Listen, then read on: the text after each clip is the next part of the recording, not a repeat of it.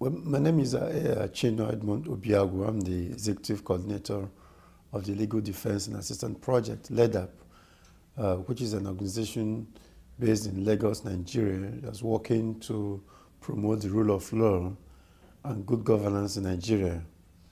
The organization was set up in 1997 as a small network of lawyers working to represent political prisoners in Nigeria at that time under the military government. But on return to democracy in 1999, the organization started activities towards promoting access to justice and improving criminal justice administration in the country. Well, one of the things we've done in LEDAP is to create models of legal aid, models of access to justice, and models of using the law to deepen democracy and to protect rights of women. In this regard, we had, over the last 10 years, developed the program we called the Indigent Defense Program.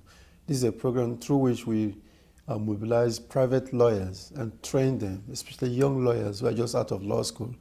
We train them with skills on human rights, protection, the skills to defend people, indigent people in the communities, and we encourage them to take up cases free of charge as pro bono lawyers. Now, that program has, over the 10 years, created this IDP model that has sustained itself at a very cost-effective level. And what we're doing in LEDAP is to deepen, strengthen that system and to sell it to state, if you like, so that state governments can replicate that model and use it as their own public defender services.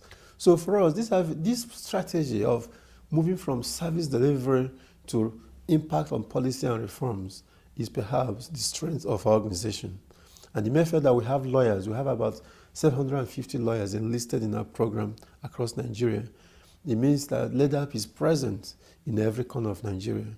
So through these are members, we're able to reach out to as many state policymakers as possible. And every information, so the strength of our network is what makes us tick, if you like. One of the problems, challenges we face is the question of attitudes of people who work in justice sector and law enforcement towards respect for human rights. As you know, Nigeria has been under the military government for a very long time.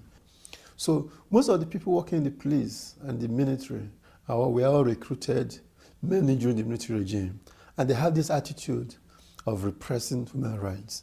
Now that attitude has not left the forces. People who still work in those law enforcement agencies still have the perception that they can get away with abuse of rights. Of course, in addition to that is the question of corruption in the country. Corruption is very widespread, and government at both state and federal level has not done meaningfully well in tackling corruption in the area of punishing people who are found to be corrupt, even at the very micro level.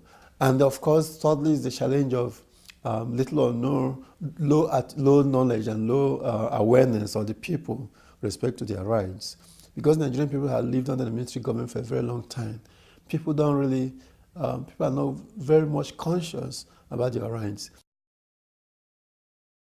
We look at success at two levels. One, every day we assist people who are poor, they cannot afford services of lawyers, and we bring hope and joy to their lives.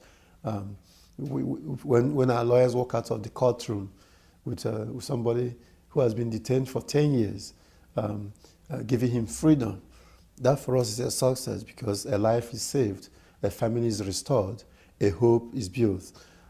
But beyond that, we're also looking at success at a macro level, which for us is being able to make changes in the policies and laws in the country that can strengthen criminal justice administration access to justice.